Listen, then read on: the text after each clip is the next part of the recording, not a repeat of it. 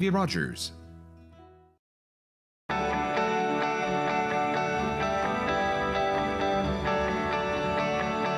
Vous regardez TV Rogers, Ottawa.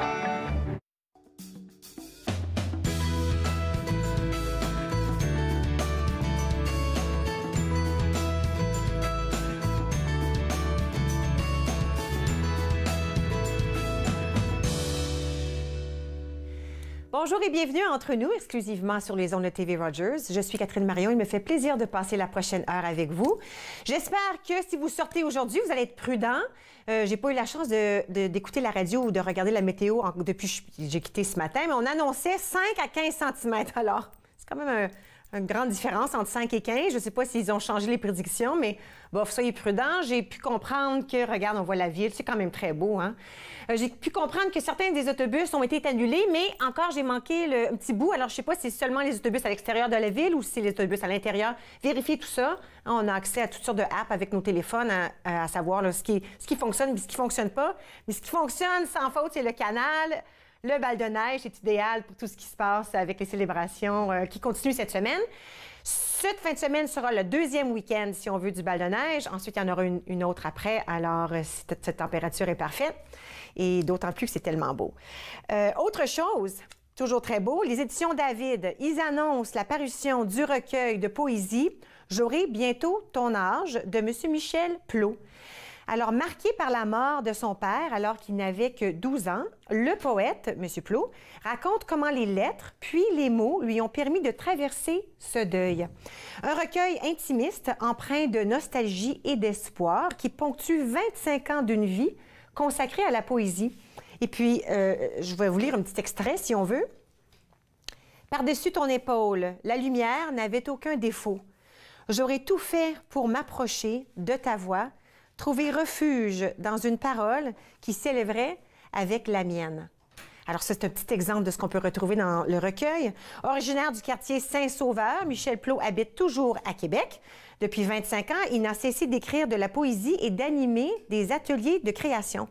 Il a reçu plusieurs prix, dont le prix du gouverneur général pour La lenteur du monde, qu'il a publié en 2008.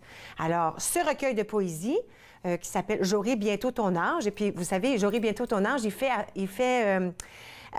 par rapport à... Il approche l'âge où son père est décédé. Alors, c'est un peu... de tous les gens que je connais qui arrivent à l'âge où ils ont perdu un parent, c'est un chiffre qui nous joue dans la tête. Alors, c'est un peu pour ça qu'il a choisi ce titre-là pour son recueil. Alors, J'aurai bientôt ton âge. C'est en librairie à partir d'aujourd'hui. Alors, vous allez pouvoir le trouver à toutes les bonnes librairies dans la région à partir d'aujourd'hui, le 7 février. Alors... venez assister, on a parlé de livres, pourquoi pas on a parlé de musique, on vous invite à assister au lancement de Vivre en ville, le nouvel album du groupe Les Rod Swamp. J'aime ça dire ça, les Rod Swamp. Ça se passe le 27 février de 17h, ou à partir de 17h, pardon, au Bridget's Well à Ottawa. Et puis ça, c'est le centre des arts St. Bridget's à l'entrée au coin de Cumberland et Saint-Patrick à Ottawa. Alors, les Rod Swamp ravivent le feu du trad en lançant chez les productions Crétac leur premier album nommé Vivre en ville. Réalisé par Martin Rochelot, qui est le bassiste du groupe, avec la complicité des frères Joly, Marc-Antoine et Simon derrière la console, le groupe définit son propre style qu'il qualifie de trad rock festif. Alors, les Rod Swamp proposent ainsi des compositions et des reprises du répertoire folklorique canadien-français.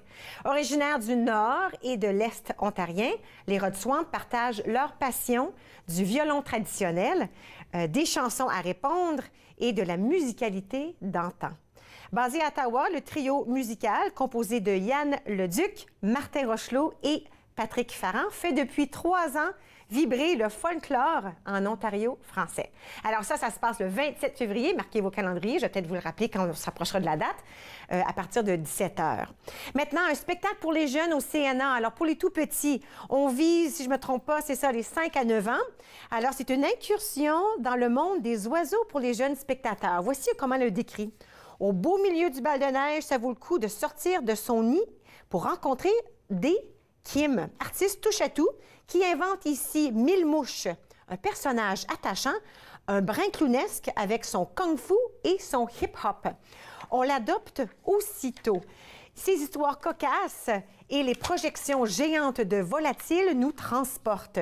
Elle va au gym pour s'entraîner à voler et apprendre le langage des oiseaux. Un jour sûrement, elle prendra son envol. Moi, j'y serai avec mon neveu. J'ai très hâte d'aller voir le spectacle. Alors, comment j'ai appris à parler aux oiseaux? On vise les jeunes de 5 à 9 ans. C'est ce samedi et ce dimanche, alors le 10 et le 11 février, à 15 h au studio Azrieli du Centre national des arts. Il reste encore des billets. Allez voir le site web du CNA. Maintenant, aujourd'hui, entre nous, nous allons en premier temps discuter avec M. Yacouba Condé. Il est coprésident du REFO, du REFO si on veut, au sujet de l'importance du mois de l'histoire des Noirs. Ensuite, Nathalie Coutou de la boutique d'art Kewa. Elle est de retour avec nous. On va parler de ses objets d'art et de l'histoire associée. Et puis, nous allons aussi discuter avec Marie-Pierre Chaumont. Elle est consultante en intuition et en connexion. Et elle va nous expliquer comment on peut attirer les bonnes personnes dans nos vies. Alors, tout ça se passe aujourd'hui ici à Entre nous. J'espère que vous allez rester avec moi. Nous revenons dans un petit moment.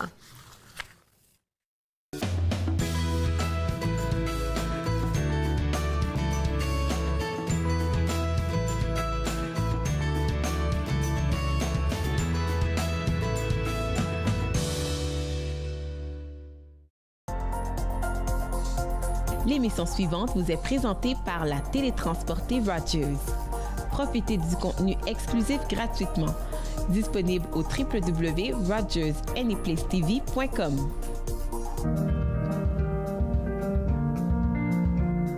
Bonjour, je m'appelle Michael. Mon spécialité, c'est faire la caméra. Les nouveaux bénévoles, quand ils ne savent pas quoi faire pendant le mobile ou n'importe quoi, comment bien rouler un câble, là, la personne, il dit « Va voir Michael parce que lui, il sait comment bien rouler. Si tu aimes faire des vidéos, tu peux venir à Rogers, tout à coup, il peut te montrer comment bien monter un bon reportage. »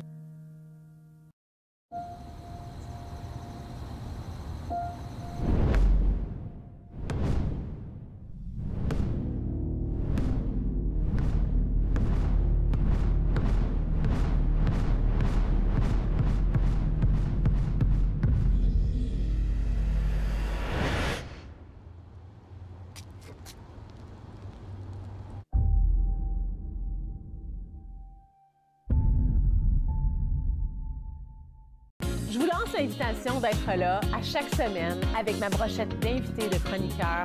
On parle de toutes sortes de sujets. Je suis certaine que vous allez être intéressés. Nathan parle, exceptionnellement mercredi 23h sur TV Rogers.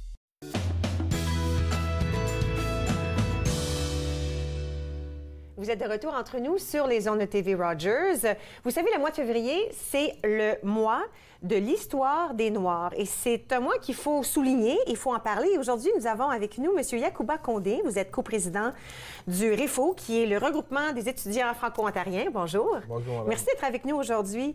Écoute, quand on veut parler du mois de l'histoire des Noirs, je pense que c'est important de parler de la signification. Qu'est-ce que ça représente pour vous, ce mois, le mois de l'histoire des Noirs?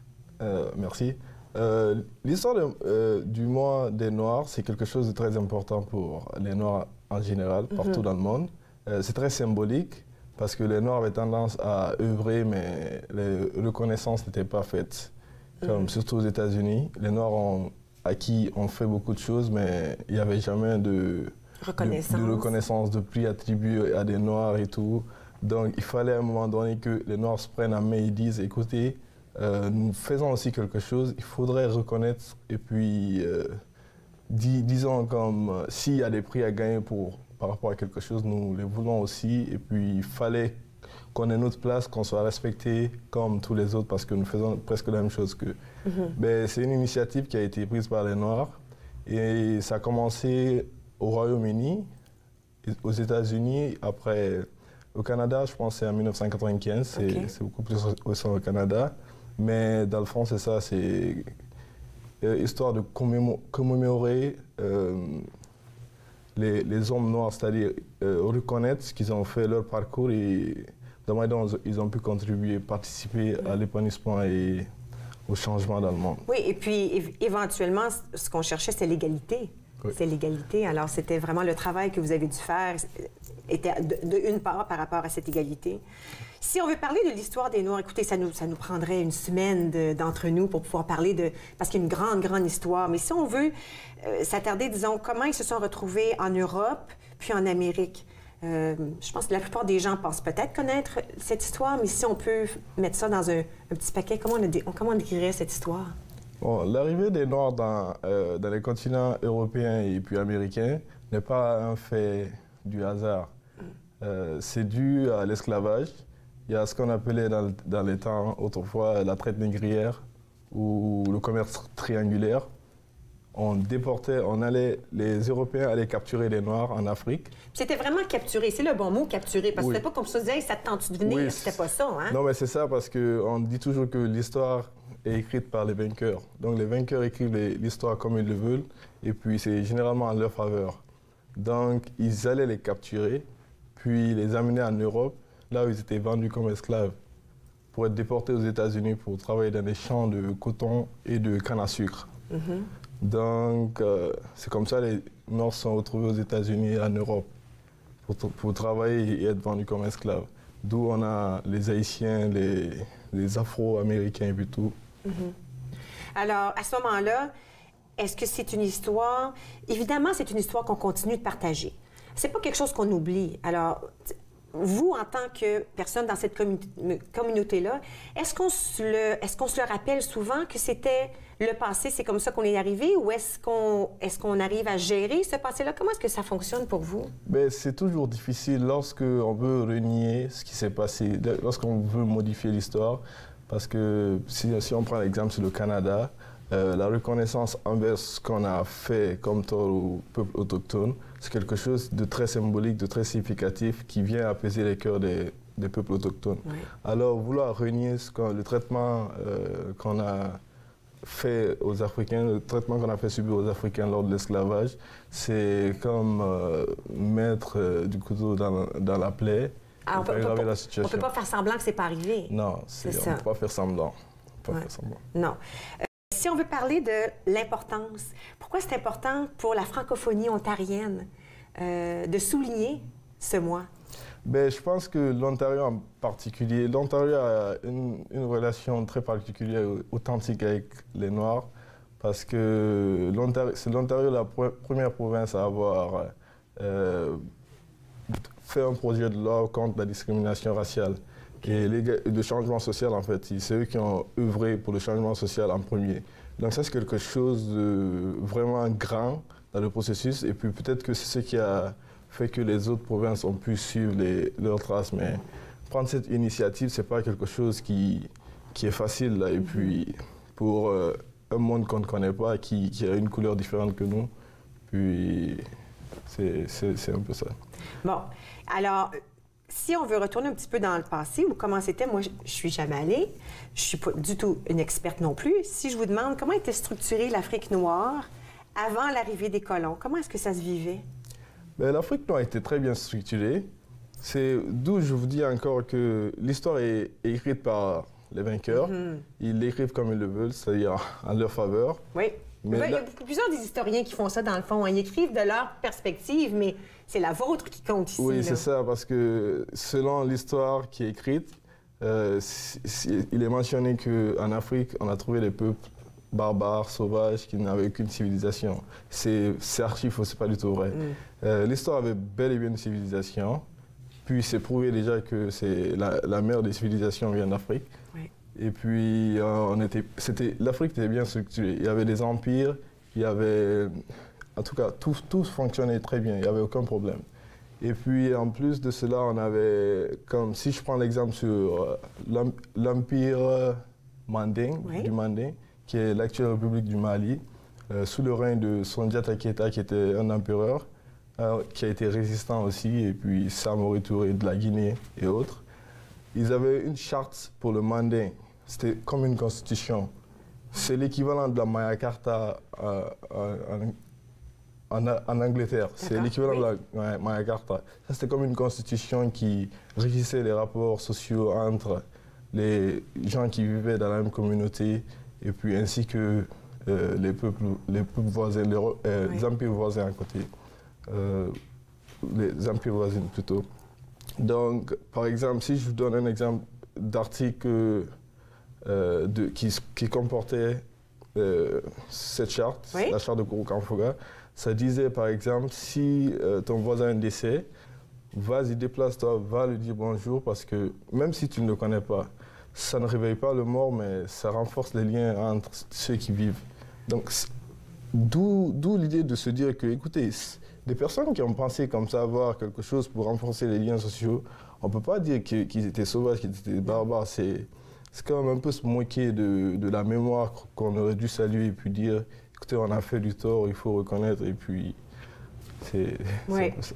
C'est tellement intéressant parce que, évidemment, ce qui est arrivé, c'est qu'ils sont arrivés, puis c'est uniquement visuellement qu'ils ont fait une décision, sans s'informer au sujet de vos mœurs, les mœurs qui étaient, cette charte qui existait déjà, on parle plusieurs années, des millénaires, là. Alors, c'est vraiment tellement intéressant. Si on parle d'aujourd'hui, quels sont les rapports entre les Noirs africains et ceux qui ont subi la déportation de ce temps-là et d'aujourd'hui? Oui, c'est parfois compliqué de comprendre parce qu'il y a parfois des manques d'informations. Il y en a qui se limitent juste à l'histoire qui est écrite par le vainqueur, qui se disent, écoutez, j'ai lu ça ici, donc ça veut dire que c'est ça, et puis la personne prend tout de suite position. C'est-à-dire, je vais mettre dans un contexte plus pour que vous puissiez comprendre. Quand vous prenez deux de mes amis, mes frères haïtiens, dont les ancêtres ont subi la déportation, il y en a à l'école, on les enseigne que des Noirs ont vendu des Noirs pour être déportés et vendus comme esclaves.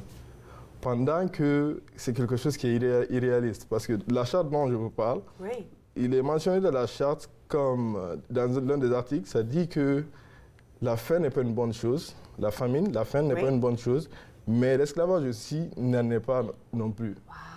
Donc comment des gens qui ont pensé à cibler, à toucher du doigt l'esclavage comme mauvaise chose, peuvent vendre leurs propres frères aux colons blancs. En plus, nous avons des résistants qui ont été eux-mêmes attrapés et déportés. Donc, c'est quand même un peu pas croyable ce qu'ils disent, parce que je reviens encore sur l'exemple de mes deux frères haïtiens. L'un qui a appris que les Africains vendaient leurs propres frères africains, et l'autre qui a poussé ses recherches, qui a compris que ce n'était pas la vraie histoire. Puis celui-ci qui pensait que mes ancêtres, moi qui viens d'Afrique, mes ancêtres ont vendu ses ancêtres aux colons blancs, il aurait une dent. Parfois, il a du mal à approcher un autre noir provenant d'Afrique. Parce que moi, j'ai vécu quand même l'expérience avec un Haïtien, deux Haïtiens, c'est pourquoi j'ai pris l'exemple. Au même moment, il y a un qui m'a dit que en créole, ceux qui ont vendu leurs propres frères. Je ne savais pas du tout ça, parce que moi, il y a juste 4 ans que je suis au Canada, mais je ne savais pas ça. C'était mes premiers contacts avec les Haïtiens. Et puis, j'ai demandé à l'autre, j'ai dit, qu'est-ce qu'il dit? Il a dit qu'il dit ceux qui ont vendu leurs propres frères. C'est un langage qu'ils utilisent un peu souvent. Pas souvent, mais c'est un langage qui est utilisé. Alors, l'autre, il m'a dit, ne fais pas attention à ça. C'est ceux qui ont appris la version erronée de l'histoire. Donc, c'est ce qui peut-être comme un peu... causer des frictions. Alors, il y a encore de l'apprentissage à faire. Oui, il y a encore de l'apprentissage à faire.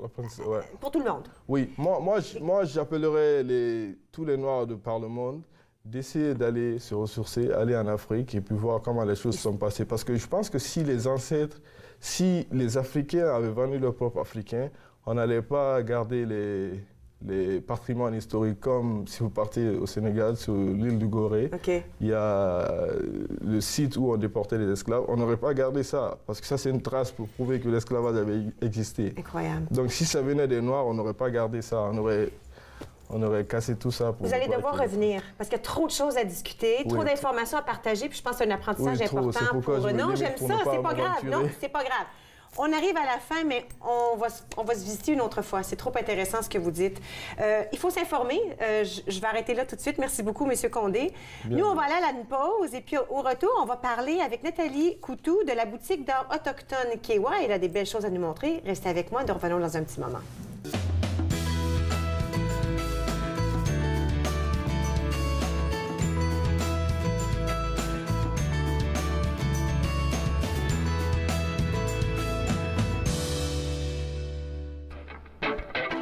Quand je prends mon temps, puis que je pars en retard, j'ai rien qu'à blâmer le char. C'est très important que tu t'éparpilles, pas que tu te commettes, puis que tu t'y mettes avec tout ton entrain.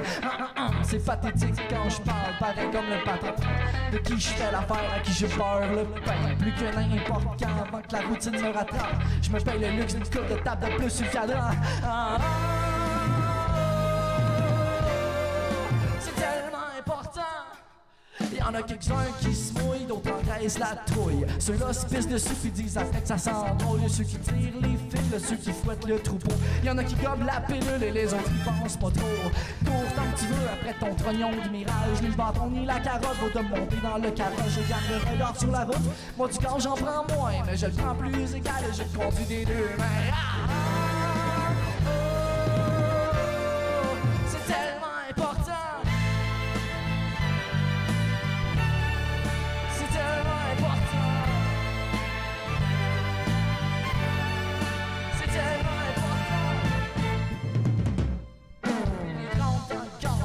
En souffrance, la ceinture serrée dans mes ganses. C'est pas inquiétant, j'ai pas pantoute l'âme à m'en faire. Fait que la nuit dernière, je me suis compacté et que ça sert. Pas de cancer, c'est le paradis sur terre. Mais là, c'est-tu la crise de panique qui réalise qu'on est peut-être déjà à demi-mort quand on est plus.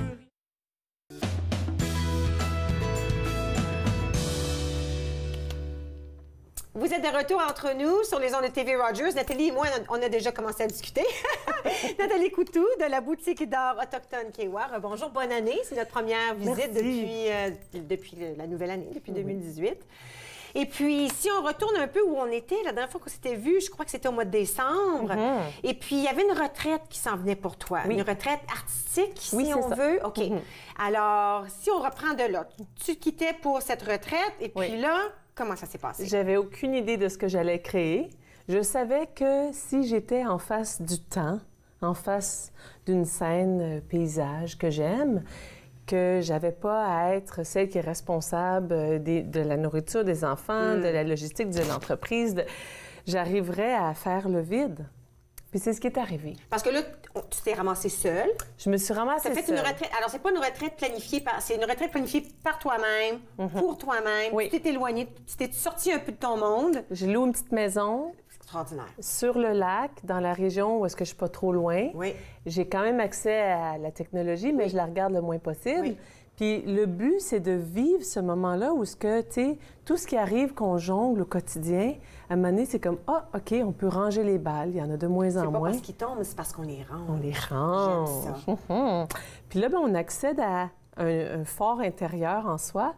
Puis pour moi, d'aller dans cette retraite-là, je me trouvais un petit peu égoïste parce que j'avais des événements qui arrivaient autour de moi qui étaient hors de mon contrôle, puis que même si je veux aider les gens que j'aime, je pouvais pas. Soit par la distance, il y en a des événements qui arrivaient en France, dans ma famille. Puis à un moment donné, c'est comme, c'est correct, je suis quand même là, je vais être là en pensée. Puis au lieu de le rebeller puis dire, ah, je suis égoïste, je suis pas fine, je suis pas en train d'aider mes amis, je me suis dit, non, non, non. Les émotions, là, pour moi, c'est comme mon allié. Je vais prendre toutes ces émotions-là qui me travaillent, je vais les emmener avec moi dans mon petit baluchon, dans ma retraite, puis je vais les contempler. Fait que je suis rentrée avec cette profondeur-là émotive, puis je me suis dit, wow, c'était gros comme une grosse baleine. Wow. Puis je me suis dit, tu sais, c'est spécial. Je me suis mis à contempler autour de moi, puis de regarder la nature. Puis vraiment, c'est comme si à un moment donné, le sablier de la vie, là, il a pris une pause. Puis là, il y a comme un effet musical dans un film. Là, tu sais, t'arrives, puis le focus, il est tout présent. Tu te sens comme si tu étais comme un genre de... Tu sais, au zénith du soleil, Oui. tu as la lumière qui te rentre, puis là, tu as ton ombre, tu es dessus toi-même, sur toutes tes relations, parce que l'ombre, c'est notre lien avec nos relations. Puis là, il y a beaucoup de belles histoires à ce niveau-là. Fait que tu te dis, bon, bien, en plein jour, en plein soleil, j'ai une conscience, j'ai arrivé à harmoniser le moment, je suis dans la profondeur, dans la douleur. Puis là, j'ai reçu, comme en contemplation, une phrase que je t'ai inscrite ici. Je la trouve magnifique. Est-ce que tu veux que je la Oui, lise? s'il te plaît. J'aime cette phrase. Alors, ça dit « Dans le creux d'une vague, une cicatrice nous ouvre l'entrée à la profondeur de notre mystère et la guérison commence. Frisson. J'aime ça. Dans le creux d'une vague, une cicatrice nous ouvre l'entrée à la profondeur de notre mystère et la guérison commence. Puis c'est ça que je comprenais pas. Comment je vais faire pour créer... Je suis dans l'émotion, là. Oui, oui. Je suis dedans, je pense aux baleines, à la fonte, au passage des grands glaciers. Je me dis, OK, là, on se calme. Mais je me suis dit, dans le fond, la vie, c'est ça. C'est un passage. Que là, je suis dans un endroit où vraiment je suis à la base d'un univers où il y avait des baleines dans le ciel à l'époque. Le passage des grands glaciers nous a laissé les rivières. Moi, j'habite en face d'une rivière où j'ai mon petit commerce. Puis la rivière s'appelle Gatineau, mais son nom aborigène et autochtone, c'est Tenaga. Puis c'est celle qui serpente. Puis pour moi, une rivière, c'est comment j'ai expliqué la rupture de ma famille à mes enfants quand j'ai choisi de me séparer de leur père biologique. Je leur ai dit, nous, là, on a monté dans un canot ensemble, puis on était tous énervés, on va fonder une famille, on s'en va en beau voyage. Puis là, on est dans la veine de la rivière, tu sais, là où le courant se rencontre puis que ça donne une direction. Oui. Oui. Puis votre papa, lui, quand la rivière est arrivée devant un obstacle, au lieu de suivre la veine, il a sauté puis est allé de l'autre côté. La rivière s'est séparée. Mais un jour, on s'en va tous à l'océan. Fait que quand vous allez arriver là-bas, vous allez avoir la chance de reparler à votre papa parce qu'il est vivant. Mais pour moi, la rupture, c'était ça. Fait qu'écoute, hein? Wow, c'est profond. Pas de pension alimentaire, c'est pas grave. Pour moi, je les ai voulu, mes enfants. Oui. Puis je voulais qu'ils comprennent que lui aussi les a voulus. Oui, oui. Mais la façon dont il l'a géré, je trouve ça super intéressant de rencontrer le mois de la culture noire parce que je me dis, moi, je savais pas que je portais en moi la vie des enfants qui étaient le fruit des impacts intergénérationnels des écoles résidentielles au Canada. Tu m'aurais dit ça il y a 20 ans, c'est comme, je vais aller faire une petite marche, tu sais. C'était trop intense, c'était trop gros. Mais là, avec le temps, on mature, on apprend, on découvre, on approfondit. Fait que toute cette profondeur-là, elle est assise avec moi dans un petit chalet, puis j'entends cette phrase-là que je me dis, moi, je suis pas écrivaine, mais c'était tellement beau que j'ai commencé à dessiner une baleine qui est là. Wow! Puis elle était pleine de mouvements, la baleine. Pour moi, c'était une baleine intemporelle. Elle n'appartenait pas à maintenant, elle n'appartenait pas à avant, elle n'appartient pas à demain. Elle est de passage dans une profondeur. Puis là, c'est comme si on a tous vécu ces moments-là où est-ce qu'on se sent impuissant devant une grande émotion. Puis pour moi, je voulais rendre hommage à cette profondeur-là.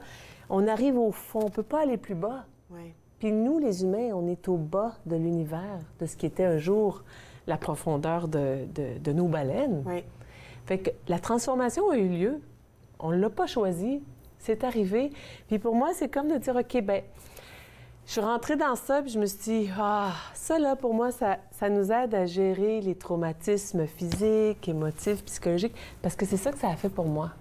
Puis la baleine est le messager de la profondeur des désirs de la terre-mère qui nous les ramène à la surface. Puis quand on les voit là, se garrocher dans les airs, tellement beau. C'est majestueux. Oui, ça reste. Oui. Fait que je voulais donner accès à ça. Comme la baleine arrive au fond, puis là, la vague ouvre comme une cicatrice, comme une porte. Puis on a un choix. Soit qu'on va rentrer là, puis on va découvrir une profondeur, ou bien que la vague va nous emmener puis nous faire rouler. Puis là on perd le contrôle de tout. Puis on se ramasse là, sur la berge. On perd le nord. Oui, c'est bon, ça. Oui. Fait que, tu sais, c'est comme la vague dans mon illustration. Ouais. C'est comme un loup de mer Oui. qui vient avec son mouvement Ses chercher... griffes. Oui. Fait que là, on est en face de ça, là. Puis nous, là, notre responsabilité, c'est de se dire, OK, comment est-ce qu'on va gérer la prochaine étape? On rentre, on plonge, puis on va aller se réjouir au-dessus. Mais là, on va découvrir une autre nature en nous, Oui. une autre profondeur. Une autre force. Oui. Puis c'est là où je voulais représenter la guérison. Puis je me suis dit, ah oui, mais la guérison n'arrive pas vite. Non, c'est vrai, c'est pas du jour au lendemain, là, qu'on guérit quelque chose, peu importe ce que c'est. C'est ça. Puis mon petit gars, tu sais, il y a 3 ans maintenant, il dit, oh, wow, maman, j'aime ça, les bulles dans le ciel. Ah! Mais pour moi, c'était des lunes. C'était, si il nous arrive un traumatisme, OK, notre corps va l'enregistrer, puis vraiment en mode survie, ça va nous rester, puis des fois, ça s'enracine très, très négativement. C'est à nous de ne pas le laisser s'enraciner. Mais pour ça, il faut en être conscient. Puis pour moi, dans cette image-là, c'est vraiment, je l'ai appelée profondeur. D'accord. Puis les lunes représentent les 13 lunes d'un cycle annuel de 4 saisons. Fait qu'une guérison commence comme une naissance. Ça va prendre 4 saisons avant de pouvoir vraiment la déraciner de nous, ce traumatisme. Fait que, tu sais, comme ce qui nous a vraiment secoué profondément. Puis ça peut être, pour moi, c'est au niveau tu sais, de mon soutien avec mes amis, me sentir impuissante. Mais regarde, je me suis dit, je l'ai transformé. Tu l'as transformé en œuvre d'art et je vais en parler davantage après la pause. Oui. Bouge pas. OK. On s'en va à la pause. Nathalie Coutou reste avec nous et j'espère que vous resterez aussi. On revient dans un petit moment.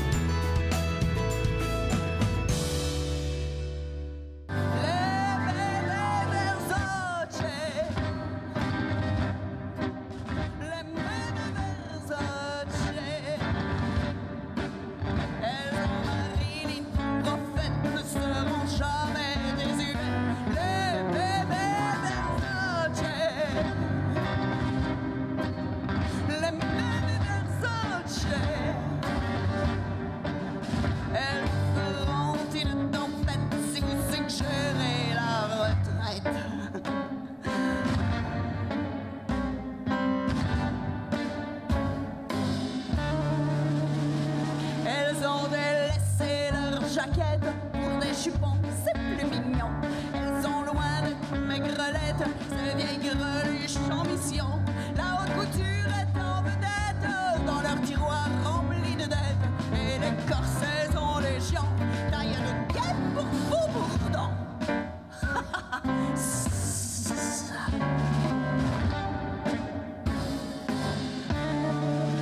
Elles détestent les filles allumettes à la une des revues bonbons.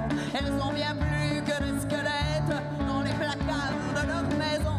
Elles ont passé l'âge des diètes, elles sont tendances et coquettes. Il ne leur manque pas de plan. La mode, c'est la révolution.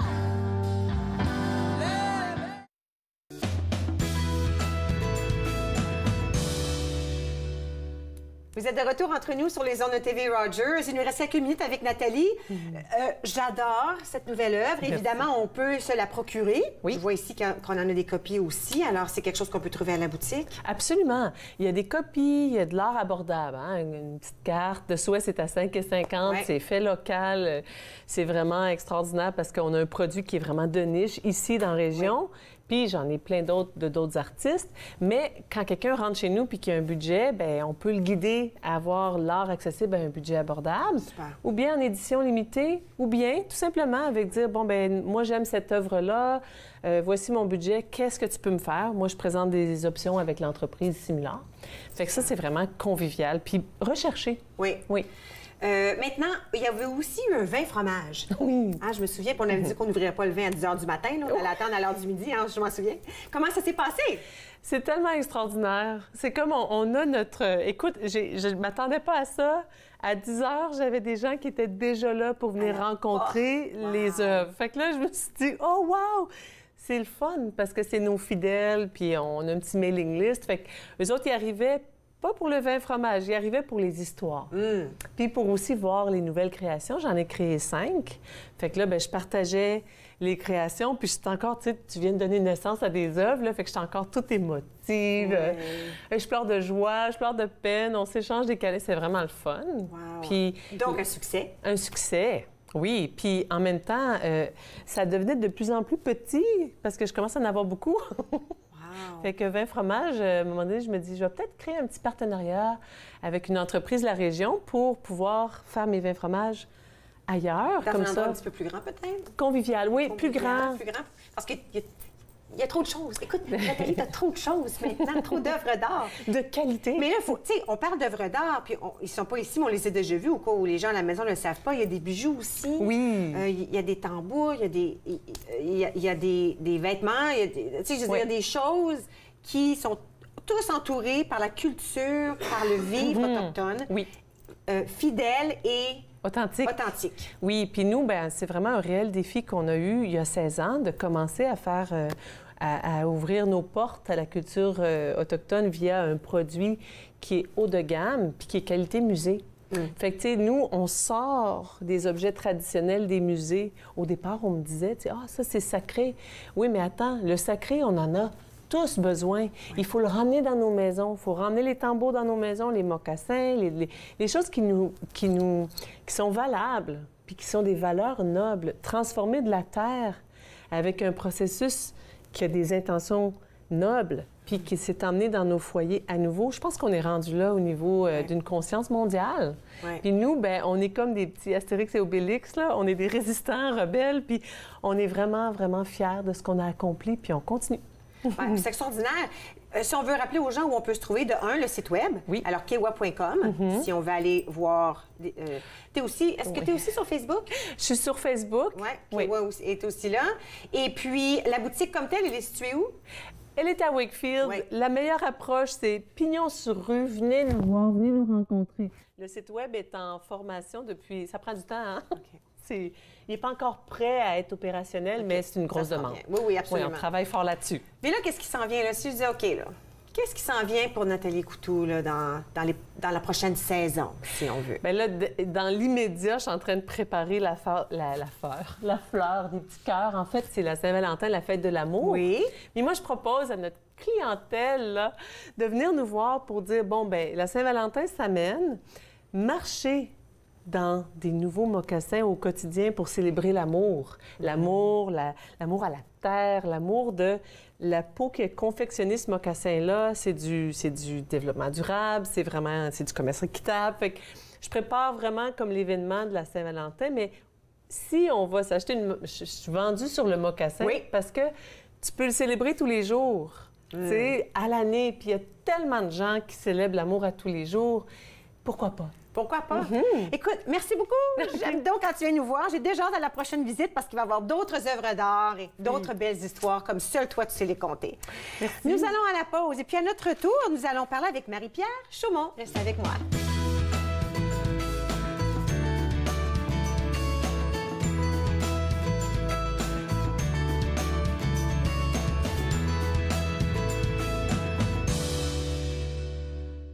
Trop de pression.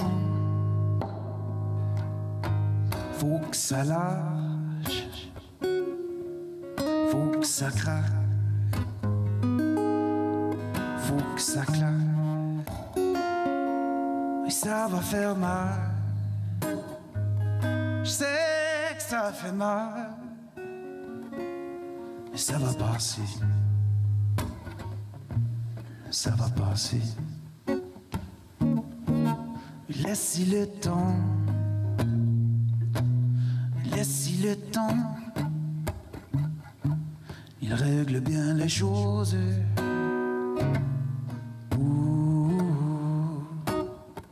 Il règle bien les choses.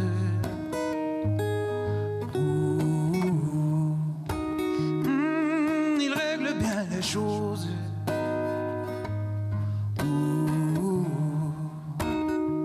Il règle bien les choses. La nuit languit, les journées je transgresse, je me rate. Quand viendra le répit, quand viendra le...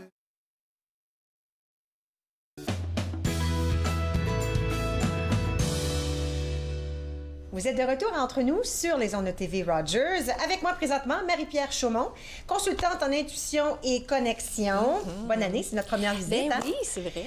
Là, j'aime ça parce que j'ai vu dans le courriel hier, on parle de comment s'entourer de gens qui... les meilleures personnes, si on veut. Oui, c'est ça. Qu'on devrait là, avoir autour de nous, dans nos vies. Puis là, après ça, je me suis dit, ben, la première question, c'est pourquoi? Est-ce que c'est évident, là, pourquoi?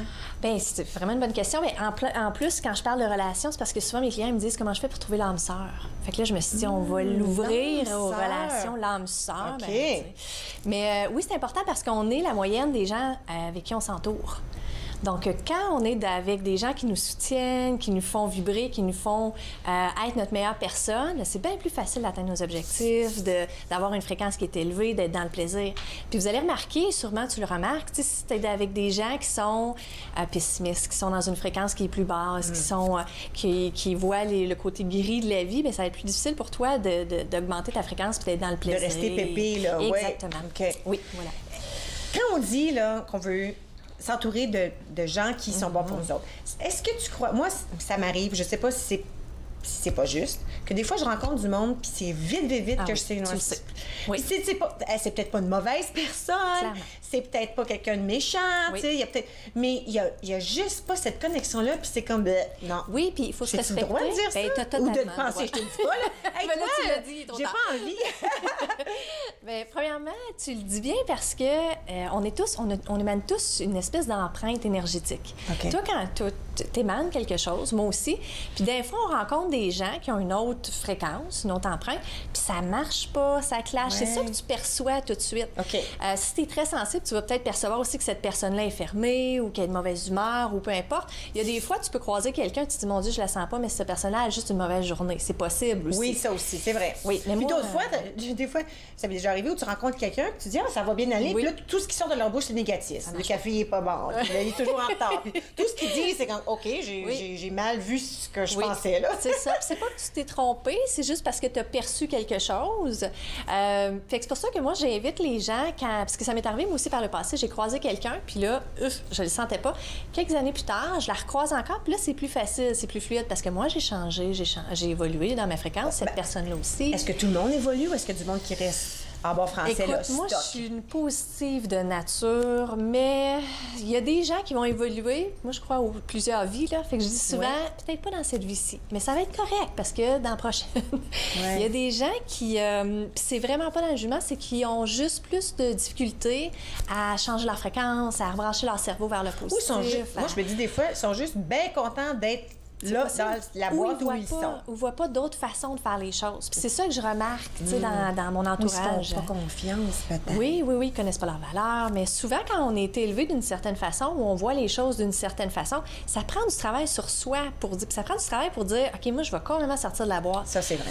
Puis... Parce on amène tous ces apprentissages qui commencent souvent avec papa et maman ou la personne qui s'occupe de la société. nous. La société, les amis rentrent dans tout ça. Puis là, on amène tout ça, puis là, on se ramasse à 30, 40 ans, 50, dépendamment d'où on est. Puis si on veut changer, il faut changer tout ça, des fois, ou certaines Bien, parties. laisser aller des choses. Puis peut-être que toi, vu que toi, tu rencontres tellement de gens, puis tu es tellement en ouverture, peut-être que les gens que tu croises, avec qui tu ressens que c'est peut-être un blocage, c'est peut-être des gens qui sont moins en ouverture que toi, qui sont moins dans la spontanéité, dans le plaisir, tout ça. Fait que c'est seulement que vous êtes différents, souvent. Moi, c'est comme ça que je le perçois. Alors là, on dit les gens émanent différentes fréquences. Ça, c'est quelque chose qu'on peut souvent ressentir inconsciemment. Moi, je le dis, puis là, je sais que ça a l'air un peu wouhou, mais moi, je le dis vraiment dans le concret. On est tous des boules d'énergie. D'accord? Donc, tu émanes une fréquence, j'en émane une. Puis souvent, quand je parle de fréquence, la fréquence, c'est comme un battement de cœur. C'est une fréquence, là. Donc, l'amour a une fréquence qui est très rapide. C'est pour ça qu'on dit que c'est une fréquence qui est élevée. La haine, la colère, c'est lent comme fréquence, donc c'est plus lourd. D'accord? Okay. Donc là, ça, c'est la fréquence. Donc, quand on parle d'émaner quelque chose, souvent, je parle de la vibration. La vibration, c'est ton empreinte énergétique. Fait que toi, tu as une vibration X, telle personne va avoir une autre vibration, puis là, d'un fois, ça peut clasher entre les deux. Oui. Donc, souvent, les gens vont peut-être se demander comment je fais pour savoir c'est quoi mon empreinte énergétique. Ouais, c'est quoi tu ma demander à fréquence, quelqu'un, c'est tu ça. penses? Mais là, peut-être qu'ils ne sauront pas à l'épicerie, là, à côté des Ouais. parents, tu demandes à personne. Hey, C'est quoi ça? là-bas?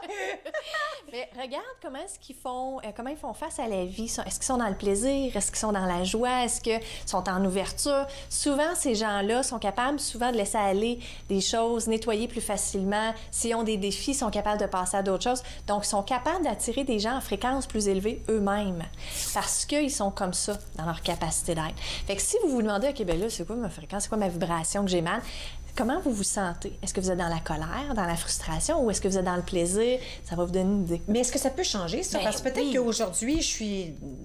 Des fois, je me dis, je suis dans rien. Là. Je suis juste bien. T'es neutre. Je suis neutre. Oui. OK, c'est mieux que rien. Je suis neutre. Puis il y a d'autres jours, là, sac que ça va mal. Oui. Puis, tu sais, on dirait là, que tout va mal. Le talon casse sur le soulier. Puis là, tu sais, il y a un run dans mon bas de nylon. Puis comme tout, mon lunch, je l'ai laissé dans l'auto. Tout va mal. Oui. Fait que là, ma fréquence, ça va être différente. C'est pas un bon jour pour me faire juger, ça, là. Hein? Bien, premièrement, tu peux la changer. Puis j'ai un bon exemple. Moi, j'avais une journée, je me rappelais pas où je m'en allais, mais j'avais un rendez-vous important, puis ça avait pas dormi la nuit à cause de mon petit coco. En tout cas, j'étais de mauvaise humeur. Puis là, je suis partie en auto. Et là, pendant les 20 minutes de voiture, j'ai dit toutes les raisons pourquoi j'avais de la gratitude à voix haute. Merci pour telle chose. Merci pour telle chose. Puis là, quand on commence, vous allez voir, là, c'est comme on n'arrête plus parce qu'on commence on connecte sur ce genre de fréquence-là. J'étais arrivée à mon rendez-vous, là, et là, j'étais vraiment en fréquence élevée. Fait que tu t'étais ramenée, si on J'avais veut. branché mon énergie vers le positif. Moi, j'écoute la musique aussi dans l'auto, tu sais, dans le tapis, là, de la bonne musique. Oui. Ça remonte ma fréquence. Alors, sais-tu quoi? Je vais te garder parce que on a un autre bloc ensemble. Si je te pose cette question, il va falloir que je t'arrête. Oui. Alors, je vais m'arrêter moi-même au lieu de D'accord. t'arrêter. Parfait. Puis on va y revenir après la revient à pause. Alors, Marie-Pierre Chaumont reste avec nous. On va laisser entrer les meilleures personnes, les meilleures âmes dans nos vies. Restez avec moi. On revient dans un petit moment.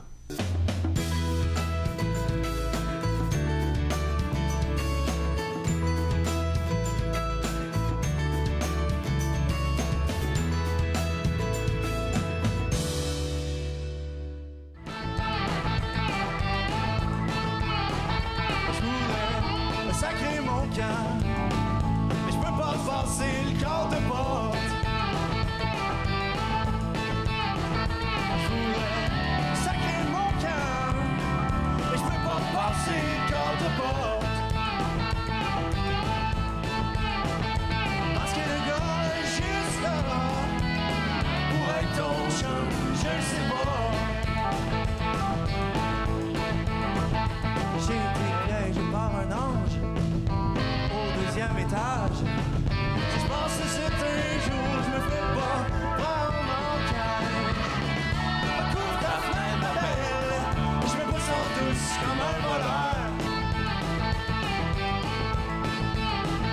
Non, tes voisins ne verront pas, j'ai un culot dans la noirceur.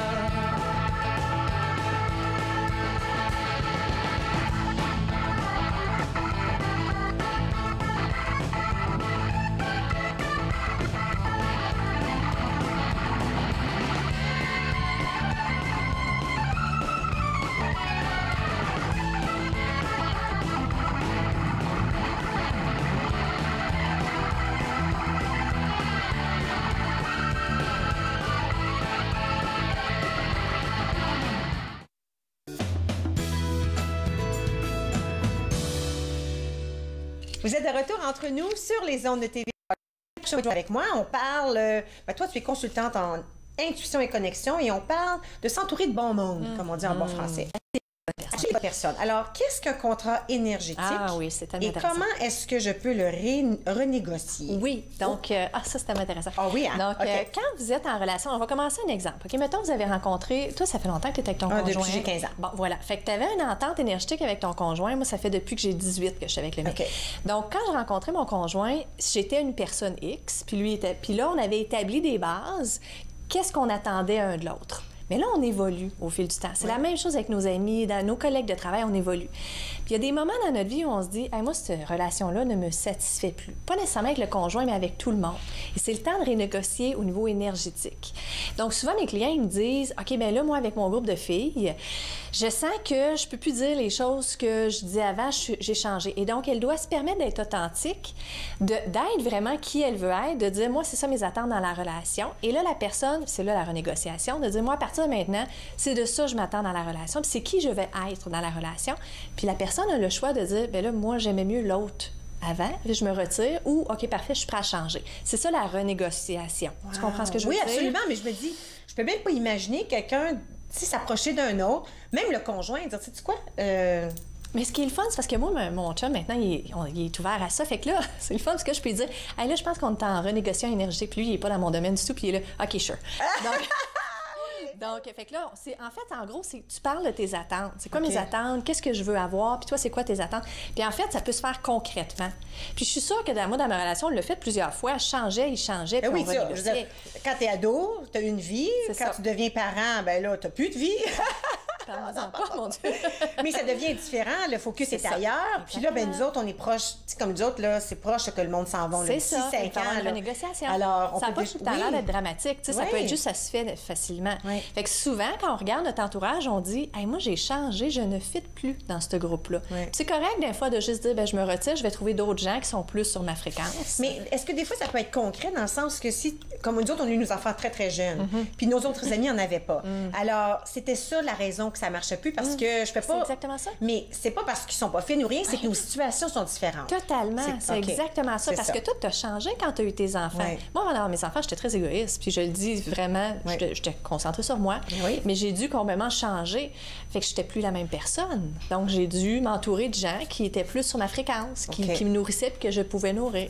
Alors, comment je fais pour attirer d'abord les meilleures personnes, peut-être même un conjoint? Oui. Mais là, la première chose, c'est d'établir c'est quoi vous voulez. Parce que souvent, quand je travaille avec les gens, ils disent, ben moi, je voudrais quelqu'un. OK, qu'est-ce que tu veux? Ils sont pas sûrs. Ils n'ont pas établi leur intention.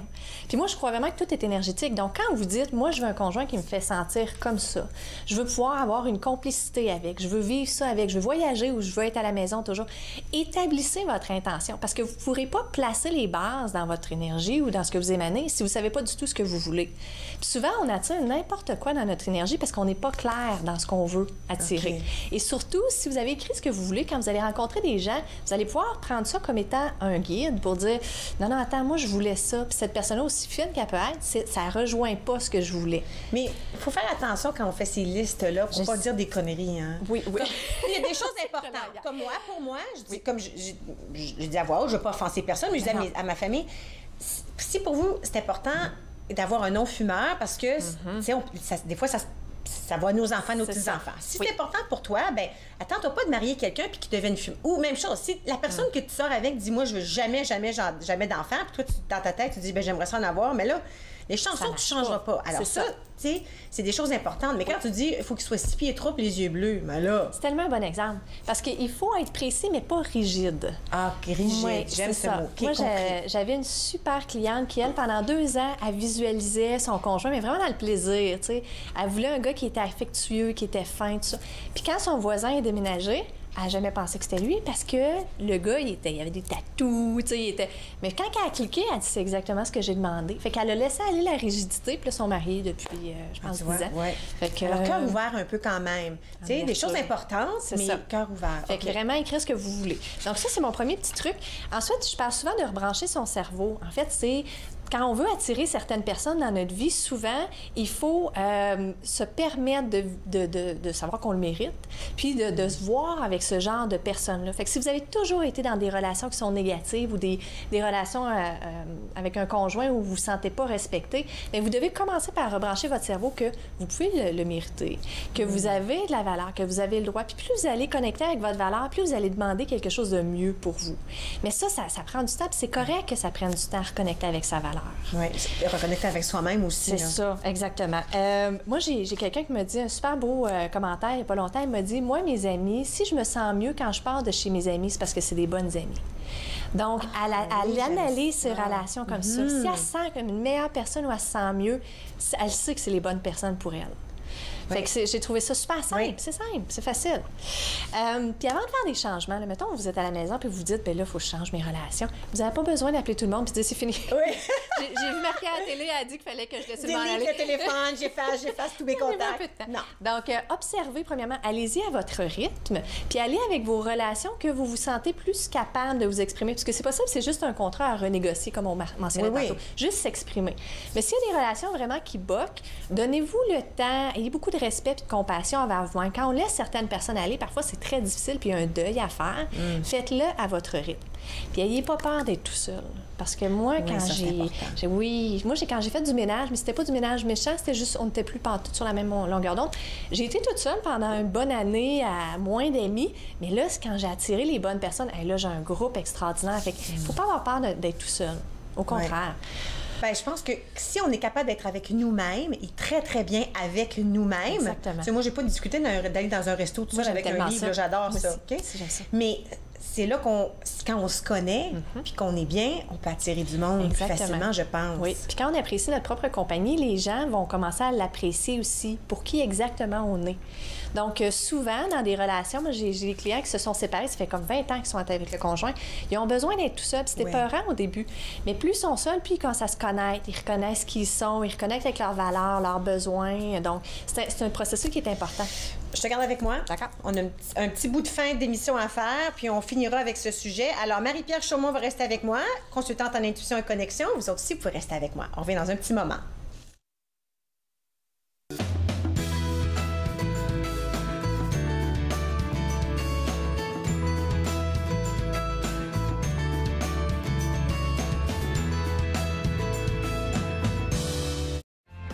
Family, it's just extremely important. People move around, connected for success. It's just made it so much easier. For the longest time, I was on cloud nine. It connects you to family, it connects you to the outside world, and it makes you feel connected to the community. It was a whole new experience. You realize then how much you missed out. In fact, connect is my favorite word now. I love that word. It keeps me out of trouble.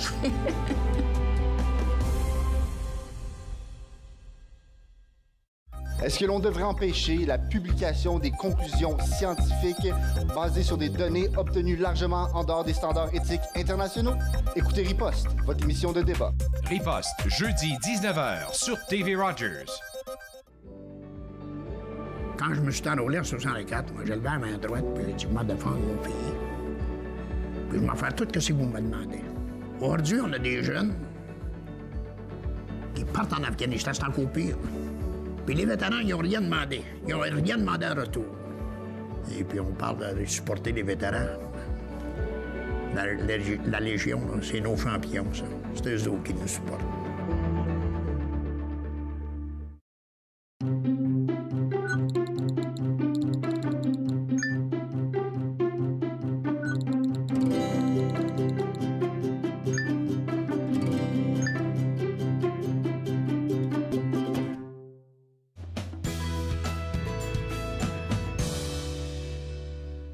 Vous êtes de retour entre nous sur les ondes de TV Rogers. Je tiens à remercier nos invités d'aujourd'hui, M. Yacouba Condé, avec qui nous aurions pu parler encore longtemps et longtemps, à savoir l'histoire, son histoire à lui, l'histoire de son peuple. Ne pas oublier que février est le mois de l'histoire des Noirs, alors on tentera d'en parler davantage. Un gros merci à Nathalie Coutou, qui est venue de Wakefield. Elle vient toujours avec ses objets d'art de la boutique d'art autochtone Kewa. Elle est sur le site web à kewa.com. Vous pouvez aller voir les choses sur son site web. Et Marie-Pierre Chaumont, qui nous parle toujours de comment bien choisir, de faire des choix plus santé pour notre vie. Maintenant, demain, on a une toute nouvelle émission. Monsieur Jude Jean-François, qui est travailleur social avec l'aide à l'enfance, il sera ici pour nous parler d'un projet qui s'appelle « D'une vision, une voix ». Ensuite, coach de vie et chroniqueuse régulière Carole Thériault, elle revient. Elle a toujours des jeux et des exercices intéressants à nous faire faire ensuite pour nous aider à nous découvrir nos émotions, peut-être à nous apprendre à mieux les maîtriser. Et ensuite, de l'hôpital Montfort, nous accueillerons M. Paul Greenman et Mme Monia Mallet. Alors, tous deux, ils sont des chercheurs à l'hôpital et ensemble, on va discuter de la dépression chez les hommes et les femmes, ainsi que les projets de recherche de l'hôpital. Alors, un tout nouvel épisode demain, ici, à Entre nous sur TV Rogers. On se revoit la prochaine fois. Bonne journée. Faites-nous part de vos commentaires en composant le 613-521-2323 par courriel sur Facebook et Twitter.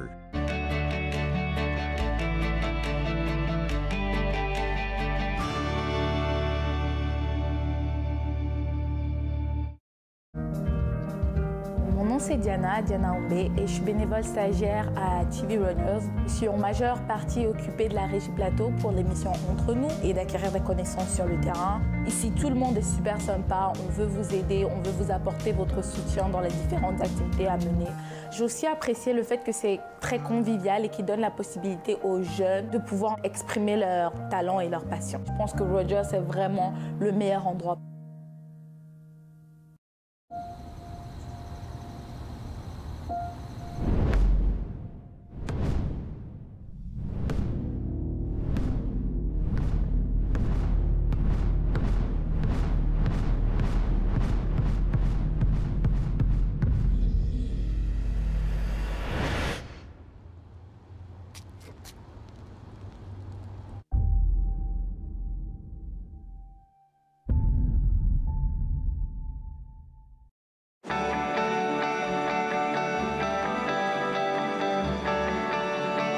Regardez TV Rogers, Ottawa.